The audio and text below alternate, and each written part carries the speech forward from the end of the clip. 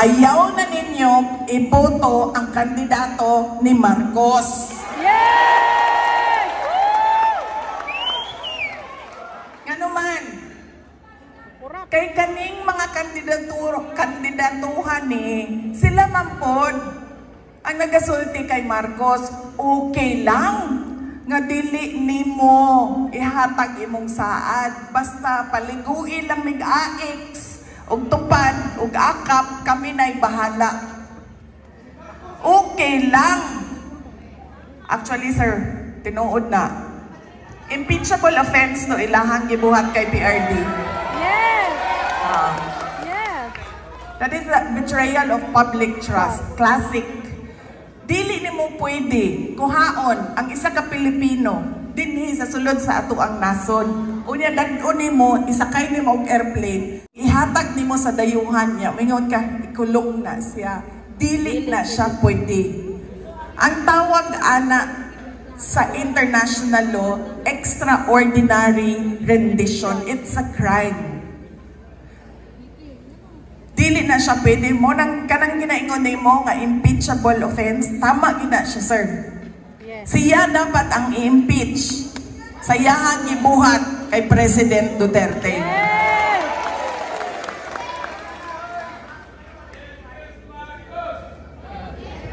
Ma'am, unsaon pag naay mo file, naami articles of impeachment, so good pa sa sugar order number 1. Naka-ready na siya, ma'am. Pero ma'am, grabe kaayo bayaray dito sa sulod. Yeah. Sa House of Representatives. Milyon-milyon ang ginaistoryahan dito para muhilom ang mga congressman. Nga naman, kaning mga kandidatuhan ni Marcos, sila pa nagsulti. Okay na. Ayaw na nang ihatag ang 20 pesos per kilo. Ayaw na nang saan ni mo. Paliguin lang may akap-aix. Okay na mi. Kami na'y bahala o pagpahumot ni mo. Okay ra na imuhang pagdruga din ha. Gadugo-dugo na imuhang.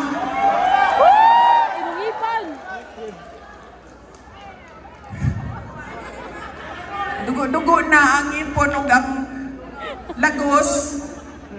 Okay ra na imong pagdruga din ha. Maminaw gihapon mi sa imuha tanan. Maglingkod mi diri basta baligo lang mis kwarta. Sila po ang nagsulti. Sila po ang nagasulti kay President Marcos nga okay lang nga bubuhat ka og mali. Basta maligo mi sa kwarta. Mao nang ayaw na ninyong iboto. Kung nipili na mo dinhi sa pundok na ni Team Duterte ang listahan, dadaanan ninyo inyong listahan. Ibaw mo, matinghalan nyo ko aning mga Pilipino. Ngano, pag-exam, bawal ang kodigo. Magdaladalag kodigo. Panahon sa boto, makalimtan pirmi ang kodigo.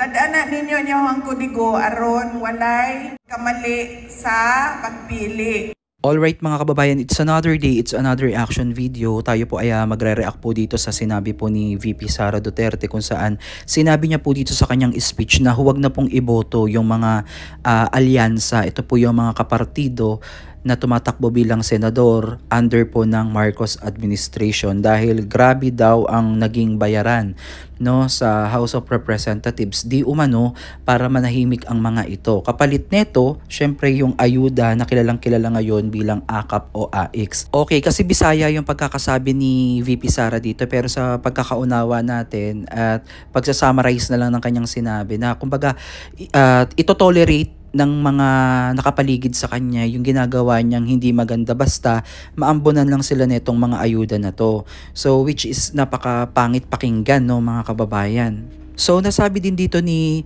VP Sara yung about po sa impeachable offense kung sakasakali ni BBM. At nung iba pang mga taong nasa likod ng pag-aresto po kay dating Pangulong Duterte kung sakaling ito ay talagang mapatunayan bilang extraordinary rendition because it's a serious crime po mga kababayan. Pero ano nga ba yung mas malalim na kahalagahan ng extraordinary rendition? Okay, so ito po yung isang controversial at madalas na pinupunang practice kung saan ang isang pinaghihinalaang kriminal o terorista ay ikinukulong at inililipat sa ibang bansa na kilala sa paggamit ng torture o harsh interrogation methods. Madalas walang due process o pagdinig sa korte. So ito po yung nangyari kay dating Pangulong Duterte. Ito po yung hindi nga daw po siya dumaan sa pagdinig sa korte at walang due process na ginawa. So yung opinion ko dito, no, ako ay tumututol sa ganitong gawain, no. Kasi sa akin, kahit sinong tao, kahit pa siya ay inakusahang kriminal, ay may karapatang marinig at ipagtanggol pa rin yung kanilang sarili sa tamang proseso ng batas. No, ang pagdukot kasi o lihim na paglilipat sa ibang bansa upang mapailalim sa torture ay hindi tamang gawain. Hindi lamang to immoral kundi tahasang pang-aabuso sa kapangyarihan. Kasi ang extraordinary rendition, mga kababayan, ay paglabag sa karapatang pantao at pagsuway sa due process. So ito na yung sinasabi ni VP Sara, mga kababayan, na si BBM po ay pwedeng ma-impeach dahil sa ginawa nga kay dating Pangulong Duterte. Dahil kung ang presidente o yung opisyal ng gobyerno ang nasa likod ng extraordinary rendition, ito ay maaaring ground for impeachment. Ito ay sa mga sumusunod na dahilan. Ito syempre yung paglabag sa konstitusyon ng batas.